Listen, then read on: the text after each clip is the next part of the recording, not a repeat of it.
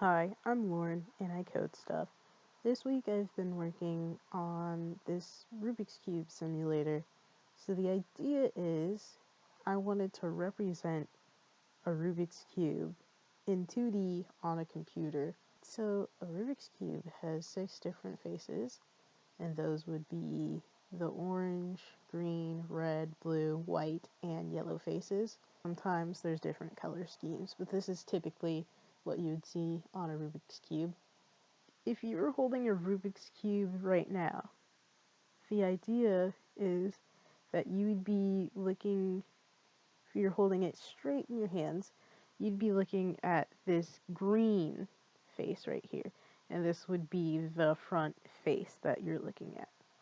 And on top of it would be this white face, and below it would be this yellow face. And then to the left would be this orange face, and to the right would be this red face. And the face that you couldn't see without turning the whole cube all the way around would be this opposite one, which is blue. So I just put it to the right of the red, since if I put it underneath the green one, you wouldn't be able to see it. This is how I represented the cube in 2D. I took the time to represent all of the standard moves that you would use to solve a Rubik's Cube. So first you have cube rotations. This is like if you're looking at a Rubik's Cube, if you're looking at the green side, this would be like taking the whole cube and turning it to a different side, like the red side or the orange side. So you can imagine when I press any of these buttons as a cube rotation, all that's going to happen is these faces are going to shift around depending on which one I press. So if I press X, that's going to shift it in the X plane. And then there's also the prime moves, which, so if I was pressing X, it would shift it in the X frame by 90 degrees in a clockwise rotation.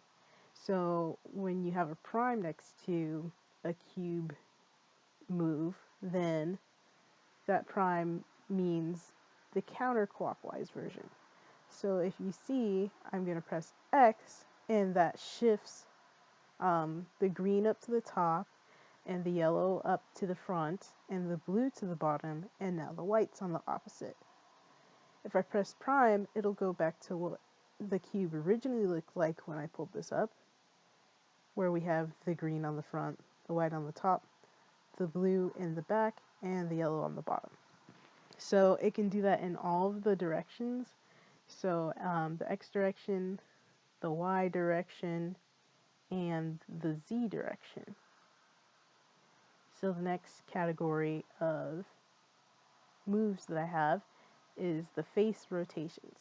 So these are usually what you're doing when you're turning a Rubik's Cube. For the most part, is you're doing face rotations. So it would be like if I took one face, like the right face, which is this red one, and I turned it 90 degrees clockwise. That would be the R face rotation. So turning it 90 degrees clockwise has an effect on the front and the top, the opposite, and the bottom, and this right face. So all of these go around clockwise, and these shift clockwise as well.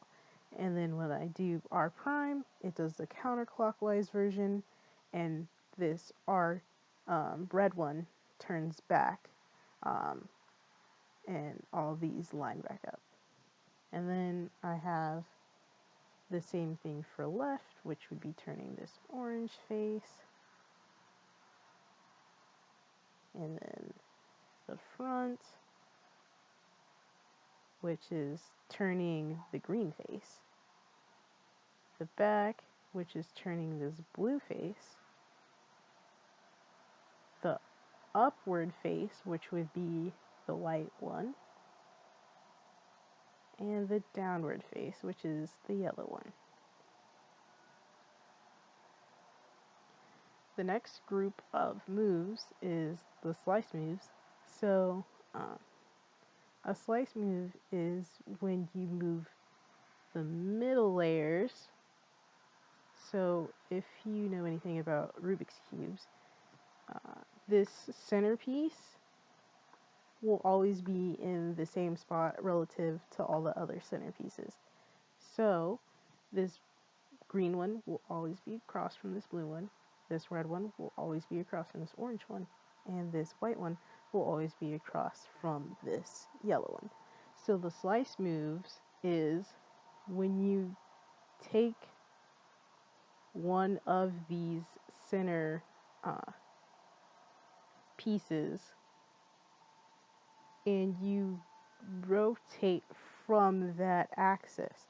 So if I were to do an M slice, it's a slice in the X direction, so I would